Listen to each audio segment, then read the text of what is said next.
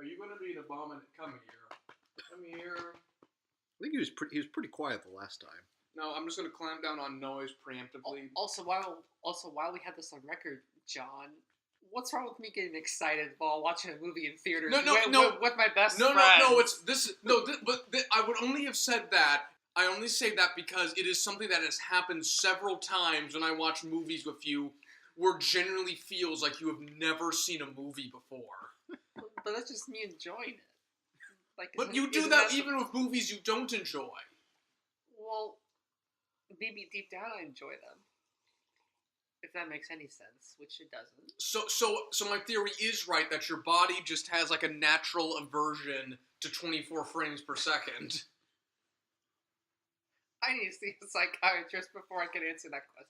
Okay then. This is a shaky line of reasoning. I don't want to go too far down this road. Welcome back to the Hack Fraud Show, everybody. We're back.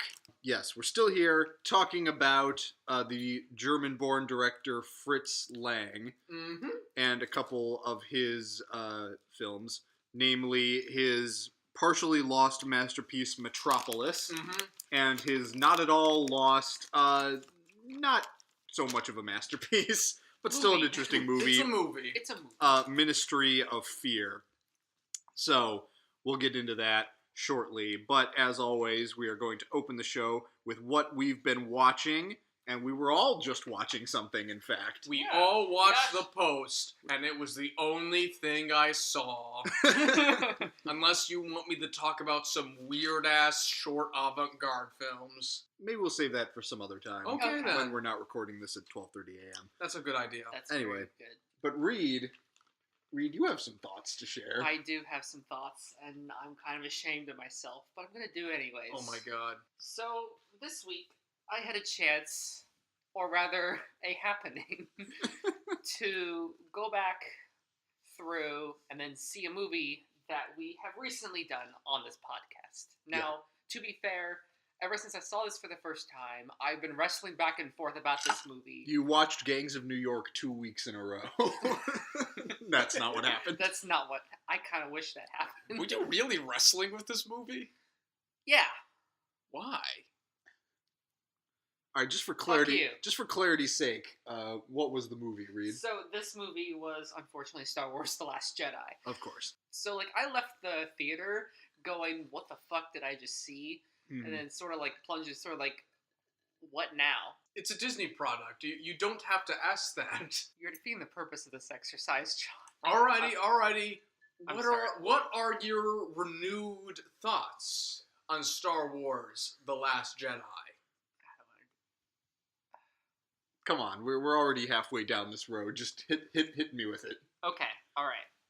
Okay, so I'm gonna go down the line. So first note, the silent cut's still fucking good. It's still fucking good. It is like the only original visual I have ever seen gotten out of these things that is any good. It's the best part of the whole damn movie. But I do have to go that far, but I like it. I'm writing, you know it. But after sort of soul searching, I guess, I've come to realize, and especially watching that moment, we all sort of concurred that it was very fitting into the Star Wars universe, sort of like the idea. Sure. And I could not disagree more. I could not. I quite disagree that it's very much out of place from the normal Star Wars universe, and I kind of knew that from the beginning. The silent cut? Yes. Okay. Even though I still loved it, it's this is definitely not Star Wars. If people can fly ships into bigger entities and just obliterate them, how come they didn't send a rebel cruiser into the Death Star? Well, this is the question I had. I was because the silent cut happens, I go why did they do that earlier? This has been a suicide mission for at least 20 minutes of screen time. Why didn't they do that movies ago? Well, I think Darren Fredich did bring up this point on the latest episode of Vidiots, actually. And he did remark that pretty much that exact same thing was done in the opening scene of J.J. Abrams' first Star Trek movie. Yeah. So, I guess someone did think of it before. Yeah. Still a cool visual, but whatever. Especially because Rian Johnson is a better filmmaker. God, we have spent so much time talking about this thing that takes up 5 seconds in I this honestly goddamn don't know movie. why you are so fixated. Why are you so fixated with that silent cut? It's Is it because awesome. the movie's awful? Yeah. Okay then. I found it. Because the rest of the movie is like, this, whatever. Mhm. But then Okay. this, okay, so we don't have time. What notes are in there that aren't the silent cut? I'll start with the quick ones, and then Okay. just go from there. Fuck Canto Bite, but we already know that. That's fine. That was the casino bit. Yes. Yeah. Fuck already it. forgot We that. don't care. Okay. So this is something that, going back through other discussions I've sought on the interwebs, and sort of realized, especially on this viewing, a lot of the dialogue is very much different from a normal Star Wars movie. Well, it is How do you feel? strange. A lot of the new characters, but especially Finn, like talk in kind of a more modern dialect. Yeah, well, there's some kind of, I'm not the person to read it, but there's some kind of like subtle racial coding with how Finn speaks that I can't write about, but I think it's there. You might be right about that. It's weird. I don't know. I don't mind all of that so much because, well, not the racial coding stuff, but the modern dialect, because the way they speak in the prequels with like the quasi-Shakespearean abstract whatever is insufferable, and I do appreciate the looser kind of bantery feel. Yeah, that they and bring Star to Wars it. has kind of always been kind of awkward and clunky, so I think like tightening that up, and is especially not its relationship horrible. to like its own universe and then our universe as well. And the best Star Wars movie is the one with like the most bantery dialogue, which is Empire Strikes Back. So that's not really a problem, I don't think. Okay, I thought it kind of might have been, but I think it's the clearest example of like trickling modernity into Star Wars, as to like Disney looking at it and going like, "Whoa, it needs to be like modern and poppy. It needs to be funny. We need to make things funny." Yeah. Okay, and then one last thing, and then I have all this stuff, but fuck it, we're not gonna do it. The red sand planet's too much. Whatever that mineral planet Salt. thing, that sulfate is just way too much. And I was sitting in the theater going, that like whole moment between Kylo Ren and Rey, great moment, great stuff. Why doesn't the movie just end there? Why don't they just? That's the age-old question, isn't it? Why? What is it? The throne room scene, you mean? Or Yeah. Why isn't that? I mean, I don't understand why the movie just chose to drop everything after that scene happens, because we already talked about this, where like they go up there and Rey's just gone, nowhere to be seen. Yeah. And that is just one of the strangest like narrative things that are in that movie. Right, and this is a story mainly about Rey and Kylo Ren, Or but at least it was supposed to be. it was supposed to be, but then they had this whole sequence that's stupid and just fuck it, and then sort of like introduce, hey, Luke Skywalker, he's important. Thrust him. He's this Last Jedi. Oh, plot twist. He's saying he's not the Last Jedi. End movie. Well, this is the problem. Like, Luke Skywalker is by far the best thing in The Last Jedi, by like leaps and bounds. And yet the movie should not be about him. No. Yeah, no, it should not. It's all, God, the discourse around this movie, I think, has gotten so muddled and so stupid and so well, there's also toxic. there's also just so much like toxic, like this isn't Star Wars, and like there's also just like the and even Darren Franich, I was a little disappointed in his critique, because a lot of it boiled down to like weird abstract things about like what this movie seems to say about the Force and things like that. I don't know. I want to read anything he will write about this movie, which is probably nothing. But I don't know. It's just this whole movie, the whole situation with this movie has really been a big something I have just not wanted to be a part of. Quite frankly, I have never seen a more boring, controversial movie. Yeah, That's true. The real shame. I'm just like, this is nothing. Mm-hmm. I have never seen like remember when Mother came out and like there was a controversy around that, and it had like visual metaphor of the body of Christ as cannibalizing a baby. Also, it was a good movie. Yeah, it also had like a good, yeah, exactly.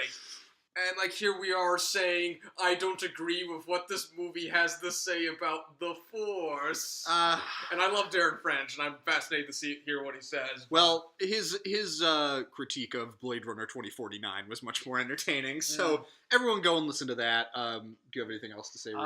One more thing. So from that scene, those AT-ATs look very bad, and that's all I'm going to say. Okay. I will say one thing, which is that the weird salt planet does provide my other favorite visual of the movie, and the movie has pretty good visuals. I think so, yeah. And I do like the image of like the resistance base that seems to be bleeding. Yeah. That's a nice little thing. No, I think there's like that's like an iconic thing where like they're like doing the big Jedi run, and like the red dust comes up from that, and I think that's like a neat semi-iconic visual that I'm glad is in there. Yeah. Oh, it means nothing, just like the rest of the movie, but like at least I got like some visual stimulation from it, which is about all I can ask for from this franchise at this point. Okay. And that, besides the post, is all I watched. All right. Okay. That's the end of that. All right, let me quickly run down these things, because I have quite a few. On the plane back to LA before coming back here, I watched Stanley Kubrick's Barry Lyndon, which I thought was pretty entertaining for about the first hour and a half. And then right around the halfway mark, things take a bit of a turn, and it kind of settles into a very long and like downshifted mode of its main character just kind of hanging out in high society and not fitting in and all that stuff. I don't know. It's an odd movie. It's so strange. I have looked at a lot of movies lately, like in the context of the director's greater career, and I've come to find it very curious, like which movies directors have chosen to do. And I think it's odd that Kubrick chose to make this movie. Interesting. Well, I mean, I think it came about at least in part because he was working on this Napoleon movie that didn't come together, and then he found this story and he was able to use much of the period research he'd done in making this movie. So I'm sure that had something to do with it, but you know, it looks great. They do make a lot of use of the famous, super fast lenses that he got to shoot entirely with candlelight. Camera. Yeah.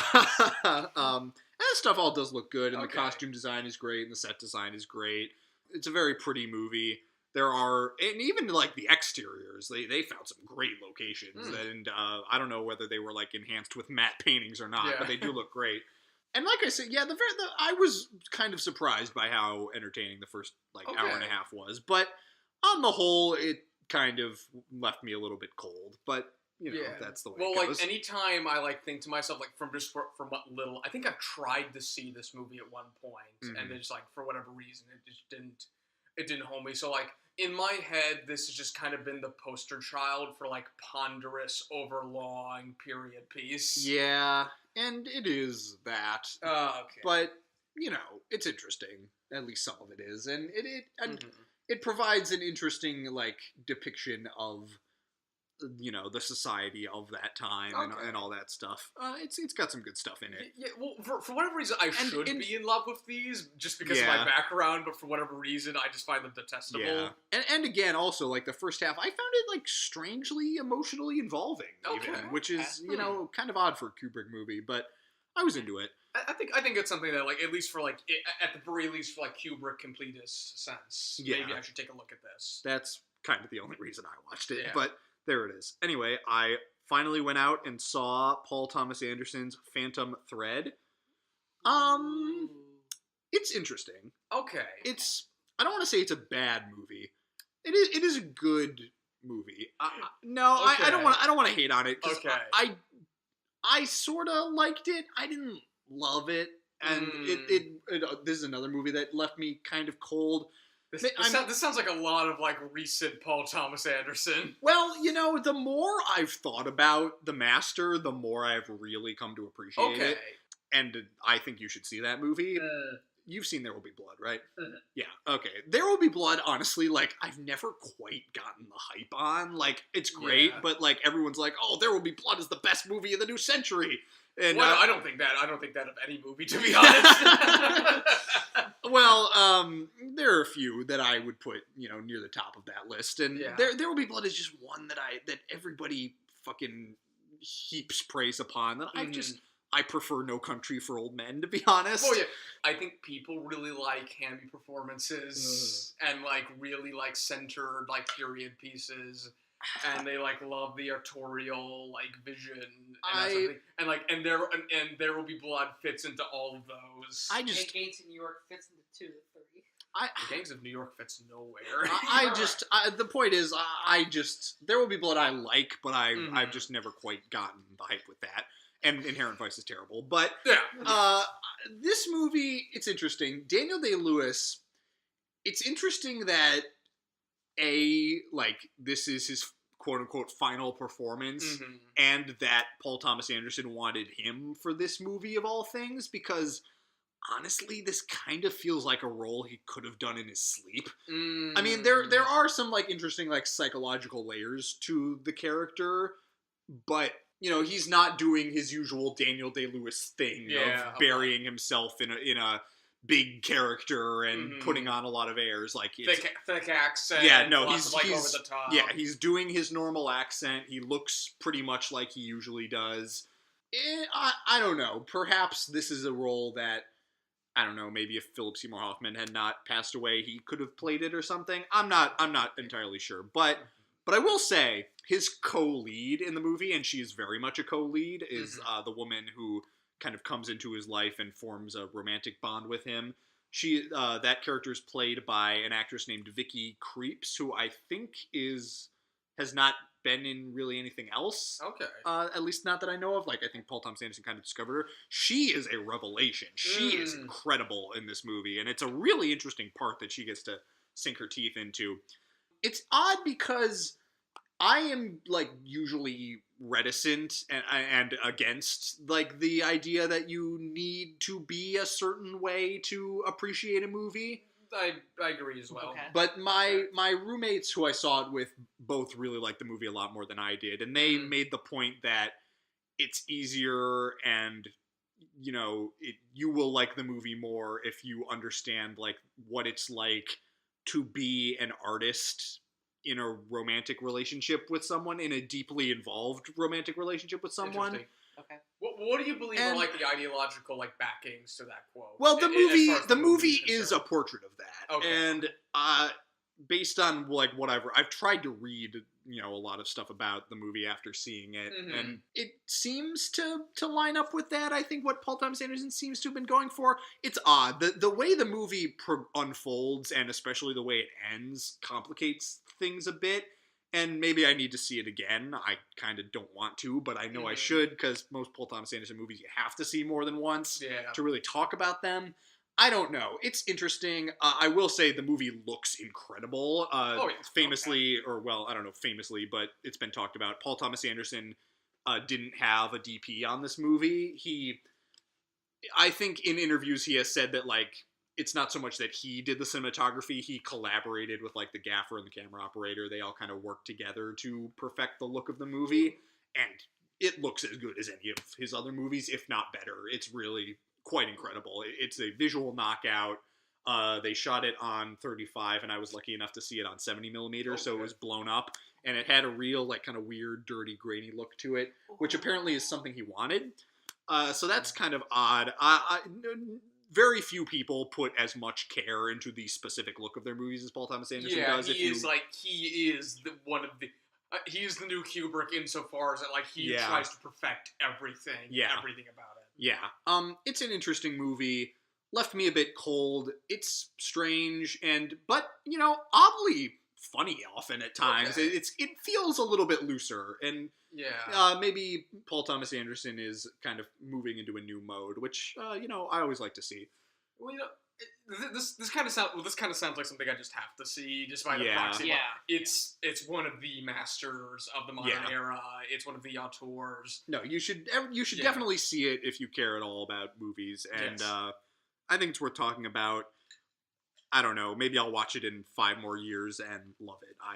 Maybe really I'll couldn't watch say. it and say, "Oh, your friends are full of shit." That's also entirely possible. I kind of want to be that, but I digress. I don't know. I think they're onto something, but I do. But I also do generally get that movies are mass media, and I don't think you need to share the experiences of the characters to be able to be involved with them. Yeah, no, I would generally agree with that, but I don't know. There may be something there, but I really couldn't say. I will do some reporting and get back to you. All right, let's see. I also saw Aaron Sorkin's Molly's Game. Well. You know, I liked it. It's a very good movie. Okay. Sorkin actually is a very good director. He has this kineticism that, part of it comes from the dialogue, but he also kind of does the fake Goodfellas mode better than most.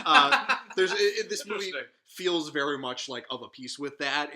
There's a lot of information packed in, and it moves very, very quickly, jumping from kind of one thread to the other. The opening scene is just really gets things off to a rousing start. With you have Jessica Chastain as Molly Bloom, who at one point was an Olympic level skier, or she was in contention to be in the Olympics. And the movie opens with an accident during the Olympic qualifying round, and it's a crackerjack scene. You're like, okay, Sorkin, I'm ready, let's go. And from there, you're kind of taken on this winding roller coaster ride with Molly setting up this underground poker ring and everything with that, and the whole thing's just slowly but surely spiraling out of control. Meanwhile, kind of in parallel, you have her and her lawyer, played by Idris Elba, kind of trying to figure out what their strategy is going to be in court after she has been arrested for all this stuff. It's good, and the middle section, there's an incredible 100-minute movie buried in there somewhere. The end of the movie, it doesn't sink it to the level that Steve Jobs does, because here's my thing. The ending of Steve Jobs really, to me, tanks that movie. Oh yeah, that's a terrible ending. Because that ending destroys the movie's perspective on Steve Jobs. This movie has and needs no such perspective on Molly Bloom, so that's fine. And the ending doesn't do anything like that. But there are the end of the movie has 2 terrible scenes in a row. Oh dearie. One, Kevin Costner plays her dad, and one of the scenes basically involves him giving her a mini therapy session, and it's terrible. And it's interesting, and Sorkin's idealistic streak I think really shines through in this movie, because Molly Bloom seems to be a very decent person, and the movie really is kind of fixated on that. It's good, and it's a real heck of a ride. I just think that Sorkin really needs to figure out how to end his movies. With this and Steve Jobs, that sounds like this might be something I would like. I think you might enjoy it. Okay. It's certainly an interesting statement, and it's good to see Sorkin match to material that suits him again. Okay. So that's all good stuff there. And Jessica Chastain is incredible in the movie, I should say. She gives a real incredible performance. Anyway, I've started up a couple of film studies classes at school. So at the start of my Westerns class, we watched a film by Sam Peckinpah, but not one of his violent ones. It was apparently one of the gentlest movies he ever made. It's a rodeo movie starring Steve McQueen called Junior Bonner. I've already forgotten most of it. It's fine. Okay. It is one of the most low-key movies I've ever seen in my life. This is right up there with that movie with Robert Duvall, Tender Mercies, that I saw, in terms of just sheer lack of escalation. Although there is a bar fight towards the end of the movie that escalates into farce territory, and it is very entertaining. Interesting. The plot basically concerns Steve McQueen as this kind of not old but aging rodeo person who's just trying to sort everything in his life out. His parents are characters. His family kind of is a big factor in it. It's fine. I would not say anyone needs to see this movie. Okay. Although the opening credits sequence does make some interesting use of split screen. I will say, I think the only Sam Peckinpah movie I've seen is Cross of Iron, of all things. Oh, interesting. Of course I fucking have. I think this was the first Peckinpah movie I've seen. That may be even sadder. Cross of Iron is great. Okay. I will highly recommend that to my dying days. I want to check that out at some point. Then in my other class, we watched Elia Kazan's East of Eden, starring James Dean.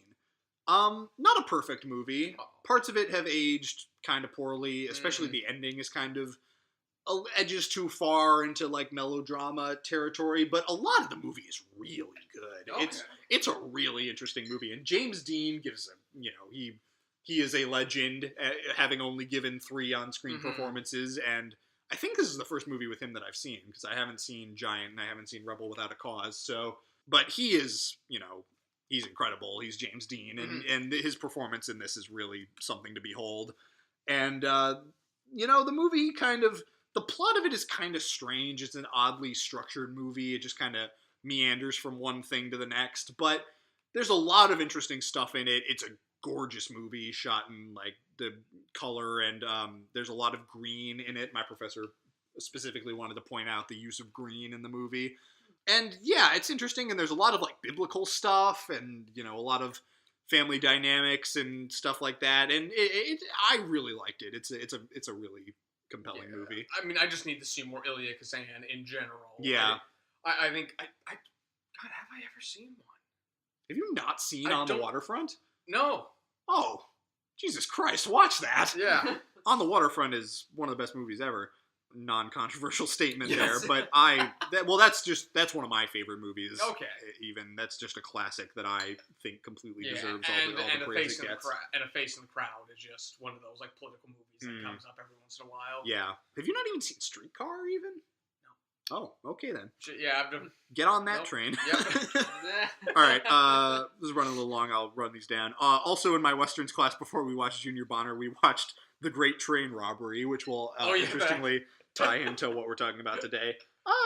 It's interesting. It's fun. Yeah. It's a weird little document, and makes some interesting use of cross-cutting. It was pioneering in that regard. Yeah, of course. It is like one of the first narrative films in general. Just it's much like that time we watched Trip to the Moon. It was just a nice little experience and a trip back into antiquity. It's always nice to see things like that. I'd argue Méliès is on a different level, but like I do enjoy The Great Train Robbery. Méliès' visual imagination certainly was on the other level. I think the Méliès films are the first great films. Yeah. And then I finally got around to watching Jacques Demy's The Umbrellas of Cherbourg, which I really enjoyed. Yeah, it's a lot of fun. Yeah, you've seen it. Yeah. Yeah. It's, the colors are spectacular. Oh, it looks gorgeous.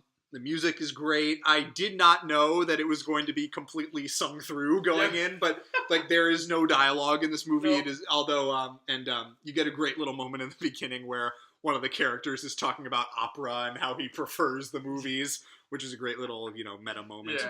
It's a fun little movie, and it's interesting how it was kind of, ambling along, and I was like, okay, this is going to be a pretty standard issue kind of romance of this period. And then something happened that I really didn't expect, which is that, spoiler alert, the lead female character gets pregnant. Yeah. Which I did not see coming. Yeah. Sorry, Reed. I from there, I think the movie gets a lot more interesting. And well, there's some interesting like mid-60s twists in this movie. Yeah, there especially really like Algeria's a thing in the movie. Right. Yeah. Well, yeah, it takes place in the late 50s as that whole thing was going on, as I saw in the Battle of Algiers, movie I watched a few weeks ago. But it's got a lot of kind of interesting character dynamics in it. I think the mother in that is a really great character. Oh yeah, she's really interesting. Yeah, and Catherine Deneuve, I think is her name, who plays Genevieve. She just she pops off the screen. She is a star, and this is a star-making performance. Oh, yeah, I think like all the actors are just lively and right in your face. Yeah, it's full of life, this movie. Oh, yes. And I was just a little bit underwhelmed, although there is a great like sense of melancholy that hangs throughout the whole thing. I think the ending is really great. The ending is really great. But from what I've heard, his other kind of major musical, which is The Young Girls of Rochefort, I hear that movie is like a little bit more acidic, and I would kind of like to see something like that. Anyway, so that's The Umbrellas of Cherbourg. And nice movie. Yeah, that's what I've been watching. Let's quickly talk about Steven Spielberg's The Post. I really liked it. Yeah, I really liked it too. We were talking on the way out, and I happened to mention that Spielberg seems to have this unique skill for making things that should not be movies into pretty good movies. Yeah. And things like, even like within that, the structure of it is just so strange. Yeah. And sometimes meandering, and like you're just kind of like, what is the structure of this? Like, what? You say what is going to happen next because you genuinely don't know what the structure of this thing is supposed to be. Well, you're cutting from like Bob Odenkirk getting boxes full of classified government documents to Meryl Streep giving her presentation to the investors at the initial public offering of the Washington Post. And you're kind of like, okay. There was like these like wild scenes of like people are in Tom Hanks' house. Yeah. And it's like they're like running around, and like there's piles of papers everywhere, and like people are calling here and there. And then you just cut to Meryl Streep, like, looking over, like, some sad note with, like, children. With children sleeping. I will say, though, like, that whole sequence where he brings the documents back into Tom Hanks' house and they're all going over it, that's when you, like, really see Spielberg shine. And that's when you see, like, that's when you know that he took this material that, like, should be, like, not exciting at all and makes it really thrilling to watch. Oh, yeah, like, this, like, the semantics of legality are become a fascinating game of cat and mouse. Of all things.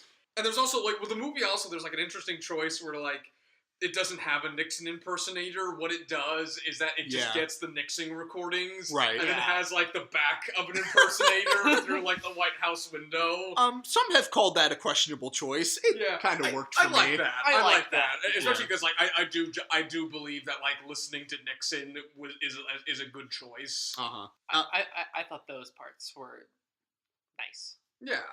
No, they're good. So there's a lot of, like, political scene dressing that I really like in this. Yeah. And obviously it's a very current issue that this movie pushes. It does get a little on the nose at times. Yeah, I'm just like, gee, Spielberg, I wonder what this is about. Oh, you made it in 6 months? Gee. Yeah, well... So, like, 6 months and, like, 6 months in production, or, like... Hey, I have an idea to... Well, no. The screenplay was written beforehand, and then I think they brought in, like, the co-writer of Spotlight to punch it up a bit. But, like, Spielberg felt very strongly that, like, this was a movie that they had to do now. They bought the rights to the screenplay in October 2016.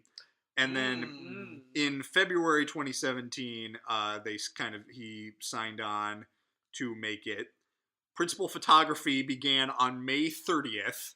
Spielberg turned in his final cut on November 6th. So he made this movie in less... the script was already in place, but he actually... The act of making this movie from first shoot date to final product was less than 6 months. And that's... To be honest... That's remarkable. That's pretty goddamn impressive. We're not all the money in the world trying to replace a star role. That would be the crown of the year. Yeah. As it is, like, it's still a really enjoyable movie, packed with great actors giving pretty good performances. It's pretty gripping at times. It is, yeah. Tom Hanks is hamming it up, and it's a lot of fun to watch. Yeah, I think the second half especially is a great exercise in just, thrilling filmmaking. And, it's got all that great Spielberg craftsmanship we come to these movies for. I think there's just something odd about, like, how central Meryl Streep is to the movie. Because, like, I understand, like, her, like, that's, like, an essential role is, like, trying to show, like, the business side and just how much of a risk this all was. And there were some, like, interesting things about, like, she wasn't supposed to get the company, and she's still kind of trying to understand, like, what the fuck do I do? Yeah. And there's a lot of, like, great scenes about that, and also, like, some subtle things about, like, hey, women don't do this. Right. Well, that's the other thing that I was telling you about Spielberg's his more recent historical movies. Yeah. Like, stuff on the fringes could be, like, movies all its own. Oh, yes. And might be more exciting movies than the like, movies like that you these can make an are. entire heist movie out of, like, the opening of just stealing the documents. Yeah. That could have made the entire thing all its own. That takes up 5 minutes of Yes. this movie, Yeah. and it could be a 2-hour movie all on its own. And, Yeah. and you know, And he could as, probably make it just as exciting as well. yeah. Oh, yeah. As could, Mhm. say, like, I don't know, Mark Rylance's spy activities in Bridge of Yeah. Spies. A Yeah. movie that I have rarely thought about since I saw it, I'm sorry to say. I like Bridges. I think I hope- liked it fine, but I hope this on, like, the same level as Bridges. yeah, Spies. this is about on par with that. So I'm not sure how often I'll be rewatching this movie, but, it's perfectly fine, and It's I did enjoy it. it's gripping. It's topical of all things. Yeah. And it's an exercise from the master. I think it's a great watch. And would make a great double feature with All the President's Men. Yes. For a lot of very, Yes. sometimes painfully obvious reasons. Yes. Yes. Anything else, Reed? Yeah. Why are you ripping on this movie? I'm not ripping it. I'm just, Yeah. it's on the nose. it's good. I mean, there are a lot of parts on the nose, especially at the end, where it's like, oh, sequel time. It really does. I swear to God, this movie ends with, like, what could be a, like, Marvel Studios cliffhanger. It's a Marvel Studios cliffhanger if the next movie was All the President's Men, Yeah. which begins with the Watergate break-in. Yeah. Watergate break-in. So that's a bit silly, but, you But- know. Silly, but it's I understand why it's fine. but I think, well, granted, I think the Vidiot's talked about this in an entire episode where it's like old Spielberg would have just gotten to the point where, like, they Yeah. won the court case and just rushed us out. Yeah. Yeah. He seems to have lost that touch somewhat, but Yeah. When we got to the court case, I kind of feared that we would, like, start to get in, like, a drag, like in Detroit. I'm like, oh, God, we better not spend forever here. Spielberg's an actual fucking filmmaker. yeah, well, okay, we don't need to get into that. Okay. Anyway, that's the post, and let's talk about some Fritz Lang films. I would love to. What do we want to Okay. talk about first? Reed, what do you want to talk about first? What do you want to talk about first? I mean, like, I have far more to talk about with Metropolis, but I think, like, talking about Ministry of Fear would be a good place to start. Yeah, let's do Okay. that. Okay. All right, so Ministry of Fear, 1944. Yep. This was one of his Hollywood productions, am I right? Yeah. Although it seems to have been largely made in Britain? Well, it's the setting. The setting is strictly English, and Mhm. Yeah. it appears to have mostly English performers. Yeah.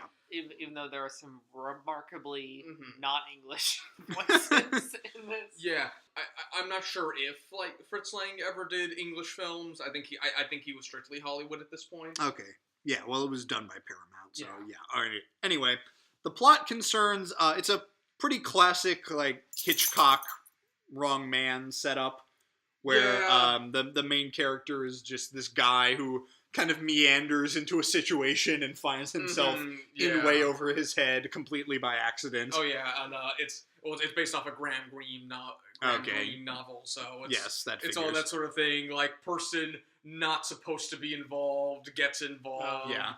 and, like, wild witch hunts ensue. Yes. So this character, Stephen Neal. Yes.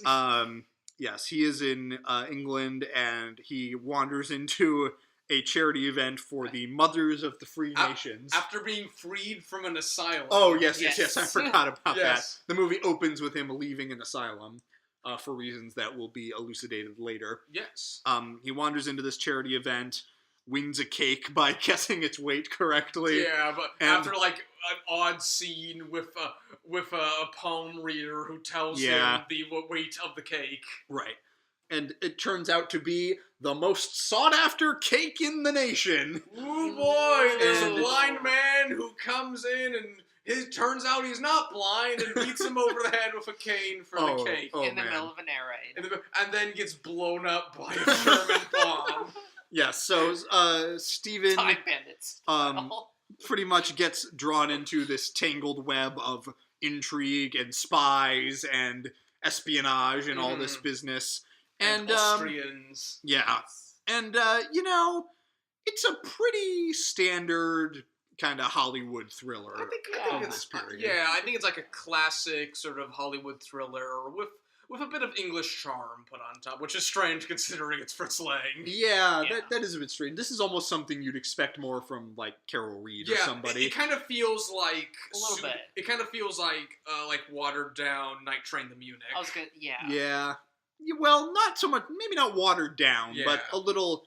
Mhm. Night Train to Munich with a little less like personality, I guess. Yeah, okay, that's a good way to put it. Yeah, and Fritz Lang, he's one of our he was one of our great stylists. Yes. In terms of his expressionistic filmmaking, And there's a lot of style in this. yeah, Oh, yes. you get some of it. There's not a ton. There are some. Yeah, I mean, things. by the standards of like strict Hollywood fare. Sure. And there's also just like some of his like silent staging is Mhm. also in this. Like the camera can be sometimes like really far back. And Yeah. it will be like staged theatrically. Well, that air raid sequence is great, Oh, where yeah. he kind of wanders out in this countryside, and it looks like something out of like a Salvador Dali Yeah. painting Yeah. almost. Yeah. Just everything just kind of strewn about and, Yeah. and half melted almost. Yeah, and there's also some like really great like scene setting every once in a while, like when he Yeah. goes to the room and like they all go into a semicircle. Oh, the and seance. the lights go down. Yeah.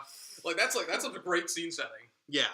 And actually, I will say also, this movie has kind of a weird like darkness to it that you don't often get in Yeah, there's a bit of an a lot of edge these to Hollywood it. films.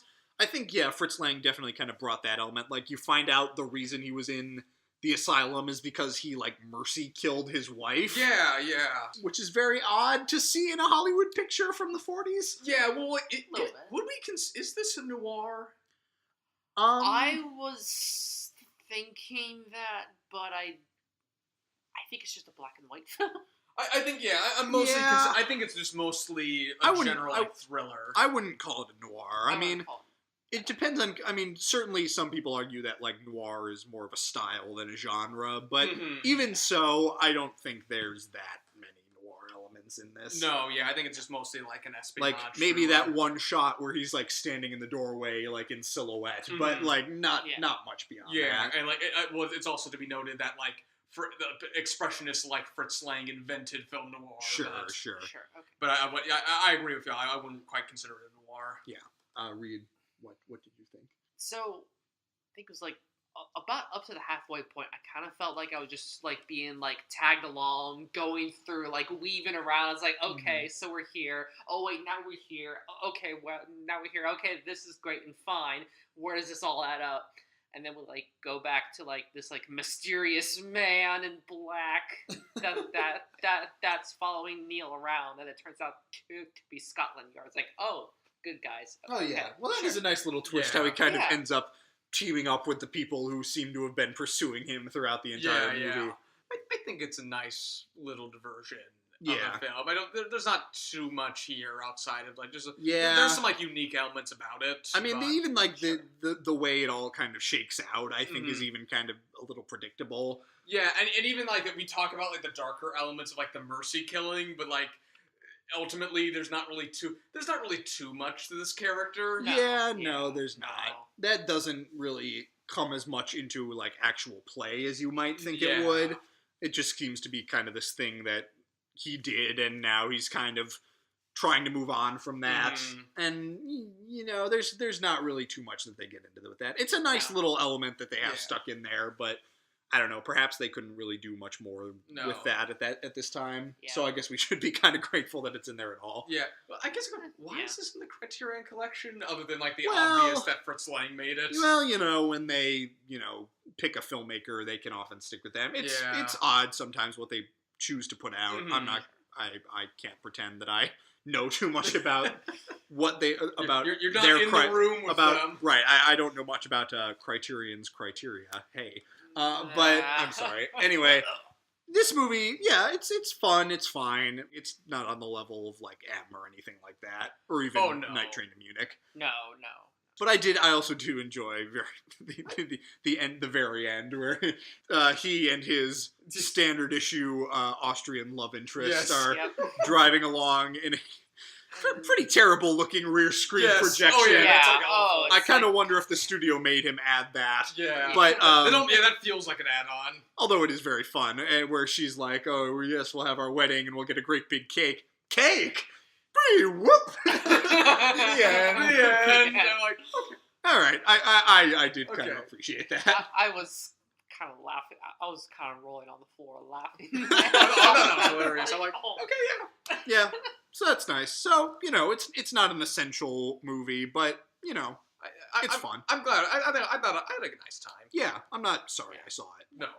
but I think it's time to delve into the real meat of the episode here, which would be 1927's Metropolis. I think both like one of the most iconic films of all time and also one of the most influential films of all time. Somehow, Sure. despite the fact that no one has seen it in complete form No, in almost 100 years. Oh yeah. That's just the circumstances around this movie are just really strange because like this film bankrupt UFA, the production company that made it.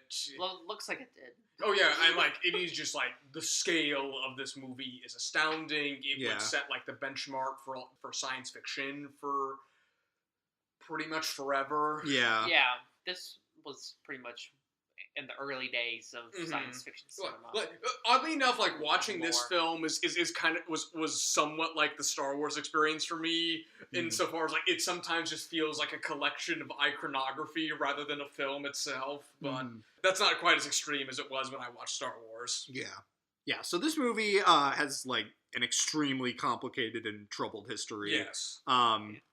It premiered in Germany in like grand 2.5 hour form, was swiftly cut down and then cut down some more and censored.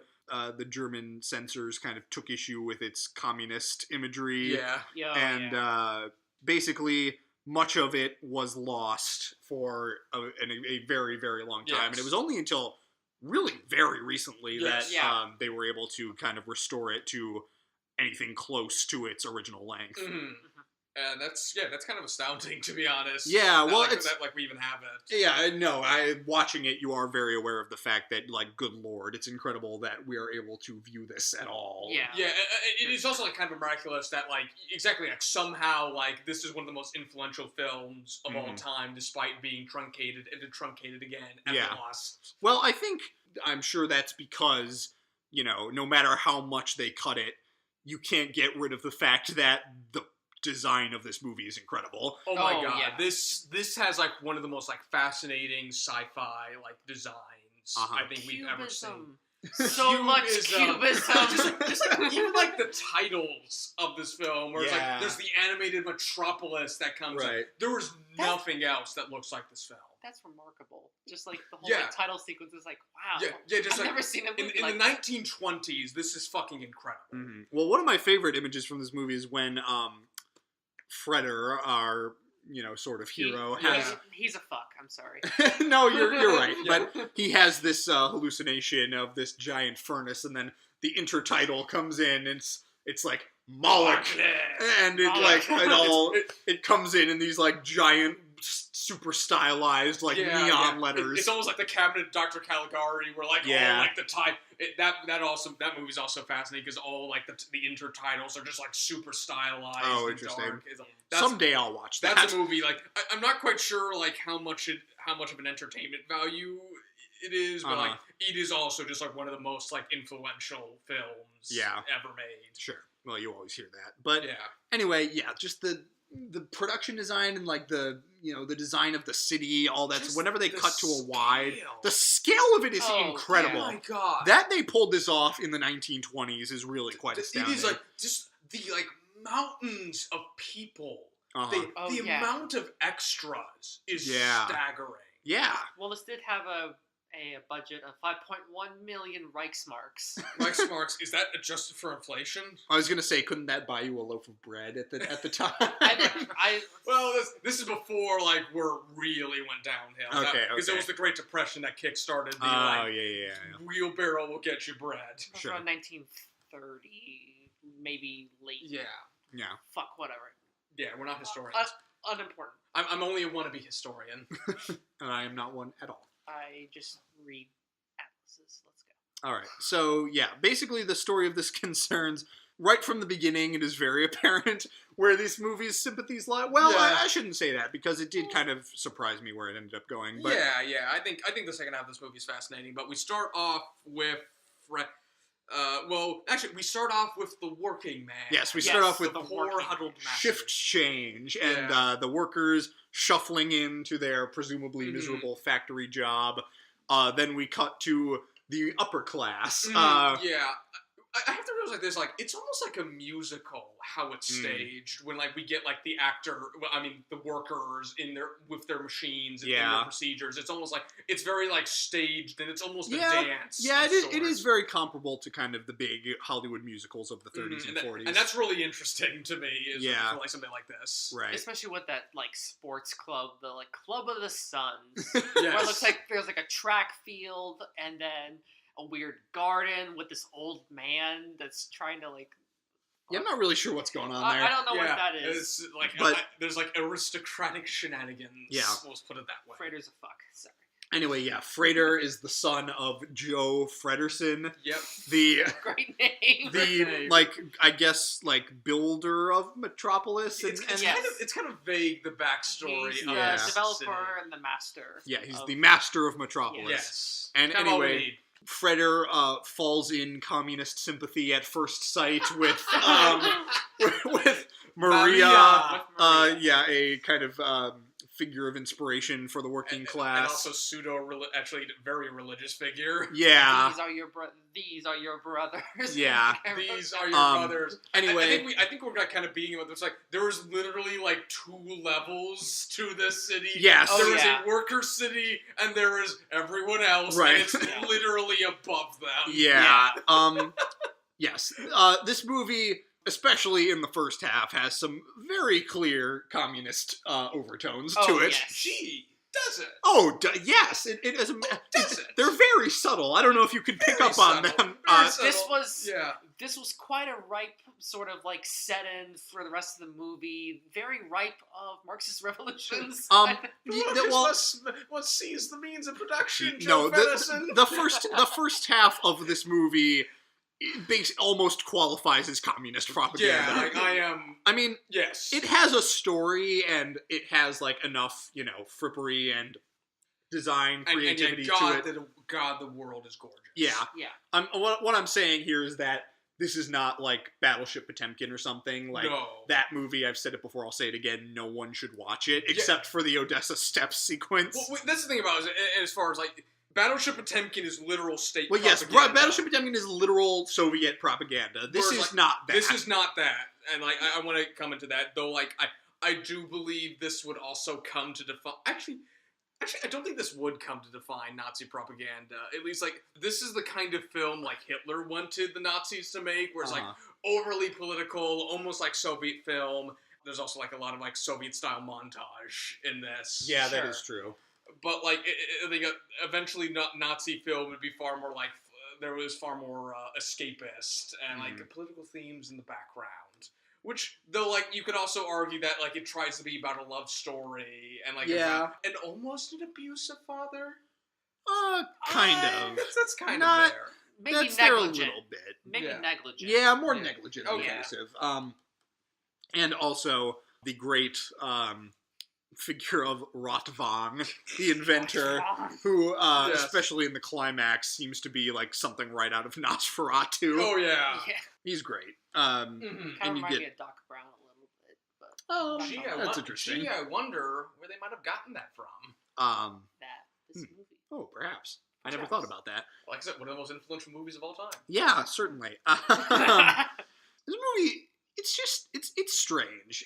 Yeah, it is like there's an entire sequence where like Maria leads a pseudo church service. Yeah. Yeah. And like there was also just like they have statues representing all the 7 deadly sins. Yeah. Which, that's something I did really appreciate. That is wonderful. Especially that part where she's like, her robot clone. Yes, there's a robot Yes. clone in this movie. Oh, And, yeah. and the Is, robot like- itself is one of the most iconic things ever. Yeah, Yes. her robotic clone is like dressed up as the whore of Babylon, and dancing for the masses, and like the 7 deadly sin statues like come to life and like Death join comes her out with a scythe. And... Yeah, and can I also just say, apparently the version we watched, like the score was adapted from like the composer's original like live orchestra score, and yes, the score in this movie is great. Oh yeah, wonderful. oh yeah. Though also like one of my favorite things to do with silent movies is to like try and like pair them up with music you wouldn't expect. And like I think that's something that someone beat you to the punch. Have you ever heard of Giorgio Moroder's Metropolis? Ooh, detour. Oh boy. Anyway, boy. yes, music in the 1980s. Giorgio Moroder, featured on Random Access Memories by Daft Punk, released a truncated version with a soundtrack by rock artists such as Freddie Mercury, Loverboy, and Adam Ant. You can also find that version on Canopy if you're interested. Oh boy. But yeah, like I think back to the preferred version. But yeah, back to the preferred version. Yeah, like and there's also like I'm not too sure if this is an adaptation or original thing. Like the beats of the score when the scythe comes through, and there's genuine syncing up of action to it, which I'm not too sure you would see in like silent movies are strange because like sometimes there was an original score and sometimes they would just tell the pianist like, fuck it, do what you want. So like every time you would go, you'd get a unique experience. Yeah, I really wouldn't know with this movie, but regardless, the score they have is outstanding, and yeah, I mean, there's a lot to like in this movie. Yeah. I realize it's gonna sound a little bullish to say this about a movie that has existed only in truncated form for decades, but I think it's kind of too long. I do. Yeah, well, I kind of see it as like, this is like giant theatrical melodrama for the masses. All the acting is over the top, like everything is played out. It almost feels like Soviet propaganda in that way, where we're playing for people who can't read. Well, that's the other thing is, like, he hits so many of these points, like, so hard. Yeah. Like, subtlety is just not a thing in this movie at all. No. Which is fine. The headquarters of the city is literally called the new Tower of Babel. Yeah. Although I did really appreciate that whole sequence where she tells the story of the Tower of Babel. Oh, no, like, the Tower, that stuff is fascinating. Yeah. But, like, the ending of this movie. Hammy. Well, it's all hammy, but like... That's true. But I think it's all, like, really interesting where, like, the workers rise, and they go... It's interesting that I think you see a theme in this that would recur later in Lang's work, and especially in M. Yes. Which is, like, his kind of stand against, like, not just, like, one kind of ideology, but, like, any ideology that, like, embraces mob mentality. Yeah, he's very anti-populist. Yeah, and I think one thing that really saves this movie from just being, like, all-out Marxist propaganda is, like, the second half of this movie really, like, kind of shows you how the workers kind of devolve into just a violent mass, kind of under the wrong leader. Where it definitely becomes a witch hunt and they all go after. Yeah, well, especially, like, it's like, the way the crowds perform in this, like, they are screaming. There's a point where, like, they destroy the machine and they do a little daisy dance. They do, like, a ring around the rosy. Yeah, they do ring around the rosy. And, like, just, like, the crowd performance, and there's lots of, like, really interesting filmmaking with, like, how they shoot faces, which is just really audacious for 1927. And sometimes I feel like, this would show up in M. Yeah, Reed, you've got a lot of notes there. What do you have to say? I mean, a lot has already been said and whatnot. Well, what hasn't been said? I thought it was interesting on Hell. Was short for Helen? Was it? Is that it? I don't know. I don't know. Well, that was another controversial that was another weird point thing in this movie. Apparently, that was cut out of like the American release because hell sounds like the American profanity hell, and that was the only reason they took it out. Man, we're a bunch of Puritans. Oh, we are. It's preposterous, but I did kind of appreciate that. Like, you have this old man, like, regretting his lost love, and now having the opportunity to get revenge on his romantic rival. There's like, it is like, in a world where like the Mad Doctor is such a prevalent trope, like having one of these figures have any depth is kind of remarkable. Well, I think I read like, one of the clear like inspiration points for this movie was Mary Shelley's Frankenstein, and that really shows in those bits of the movie. Mm-hmm. It was also really interesting how like the robot was like in like this elaborate chamber, and like how like Mary was like sort of like extracted or something. Yeah. Like, of likeness, and like how like the robot itself was like situated underneath this like pentagram. Like there were literally like pentagrams all over this movie. Oh, good lord. Well, there's code like that's kind of like one of the more conservative things about the movies, that like the things that make the workers good is because they're religious and adhere. Yeah. And like they worship. Which is odd considering how Marxist much of this movie is. Yeah. Well, actually, I think like one of my like former instructors said like the movie's a bit more conservative than you might think, because like the thing, like the coding is all like very using religious text, and like the city is supposed to be like this monstrous modern thing. It's like as gorgeous as it is to us because we adore like Art Deco, and like this, it's so iconic. It's supposed to be like monstrous and overwhelming. Cubism, and it's also to be said like that. The final message of the movie is: don't rise up and revolt. Agree with your masters. Just hold hands. Find a mediator. Find a mediator. Find the heart. Have a heart. Connect with them on a human level. Exactly. Yes. I guess if that's the message we're settling on, I guess that's fine. That's like a pretty, especially like.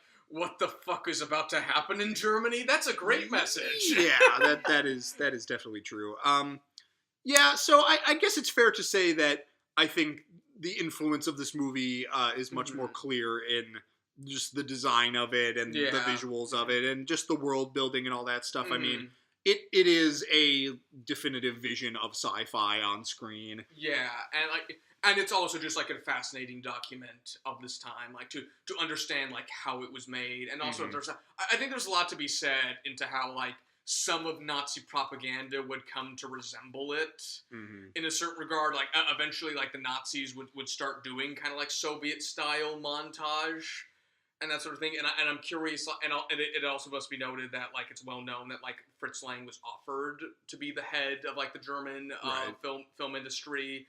He says he immediately fled after being asked, but that's not actually true. So it's very possible that could have been a reality, that like the Nazis would keep making just giant like propaganda epics with Fritz Lang, and to see like how easily you could twist Metropolis into that if you really wanted to. Like I said earlier, like replace the master of Metropolis with a Jewish figure. Yeah. But that is not in the movie. No. I just like these are just things I just want to read into it because of all the history around it. Sure.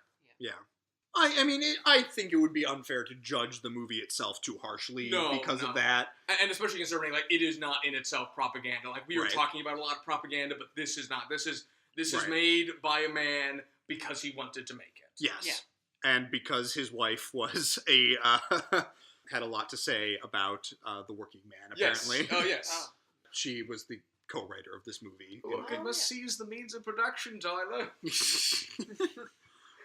must seize the machines. You know, this movie, it's held in very high regard. It's easy to see why if you're looking at the production merits of it. And I had a good time. Yeah, I'm glad I saw it. I think it's an interesting document of film history. If nothing else, it's certainly a document of a good campaign element for the importance of film preservation. Yeah. Oh yeah. Certainly. This is I mean, we should be grateful that we have as complete a cut of this as we do. Oh yeah. Certainly, like other things like Erich von Stroheim's Greed or Orson Welles' cut of The Magnificent Ambersons. Yeah, just gone. Those are things we are just nowhere close to having. And there are entire libraries that could be filled with the amount of films that we don't have anymore. We'll never know if they were masterpieces because they're gone. Yeah. And that's an incredible tragedy. That's an incredible thing. But are they really gone? I guess we have to find out. Oh yeah, some just really are. Like the film stocks literally dissolved because no one preserved them. Because they're made out of some nitrite. like a staggering amount, like more than 50% of like films made before I think 1930 are lost completely. Oddly enough, I think one of the best like documents of that is Martin Scorsese's Hugo of all things. Yeah, they have the sequence where like they melt down the film stocks into the shoe heels. Oh, I forgot about that. Yeah, that's a great little sequence. Yeah, well, anyway, it all goes back to Scorsese. It all goes back to Scorsese. Hey man, he's one of the great like preserved film. Like he's doing the Lord's work in that regard. All right, so that was Fritz Lang's Metropolis. I think it's worth study. I think it's worth study. I think it's like a fascinating document and also just like a fascinating film. So there are certain parts of it that I will rewatch. Yeah. Yeah. It's definitely a foundation of modern cinema. Mm-hmm. Yeah. And even modern science fiction. Yeah. Well, there's really especially modern. There's really nothing we can say to add to its either infamy or legacy. Yeah. All right, so that's that. Well, what are we gonna do next time? Shit, I blew my load with this recommendation. You're on your own. Oh boy. I found some. We don't have to do it now, but I'd like to bring attention. Yes. With like Golden Globes, but I'll have to watch the Oscars to see what happens with it. So something happened that no one really saw. Was that Fatih Akim's In the Fade won a Golden Globe? Oh, really? Yes, and I'm curious to see how it does at the Oscars. And I'm thinking, if it wins Best Foreign Film, we should review it. Interesting. But not right now. Okay. Maybe we'll look into that. Maybe we'll compare that with The Salesman or something. Oh, perfect. Or A Separation, perhaps. Okay. What? Or another Fatih Akin film, Yeah. if you're so inclined. Yes. We'll finally watch Imuli. It all goes back to Imuli. And Martin Scorsese. Scorsese. Well, to bring it back to something else that we were talking about, would anyone care to watch, perhaps, The Young Girls of Rochefort? You know, I haven't seen The Young Girls of Rochefort. I haven't either.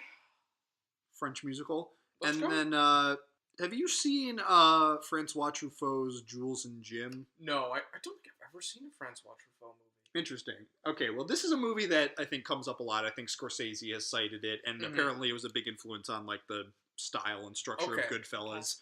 So, you know, let's hit up a couple more French films. Okay, perhaps. and we're also like noted of like not really liking the French New Wave.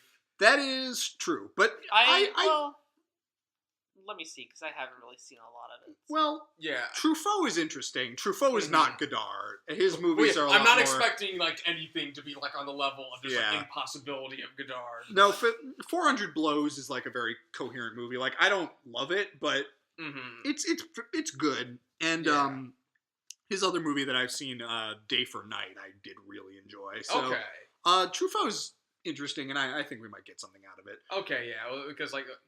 I'll save this all for next week. All right, so coming your way, Jacques Demy's The Young Girls of Rochefort and Francois Truffaut's Jules and Jim. Good Lord, it's late. Good night, everybody. Good night. Wait, what? It's actually not. I'm gonna just go down. Okay. This isn't that much. Okay. I swear, for those of you at home or at work or however you listen, it's just a sheet of paper. Okay. Go on. Okay. Wow, I don't know what happened there. Aneurysms.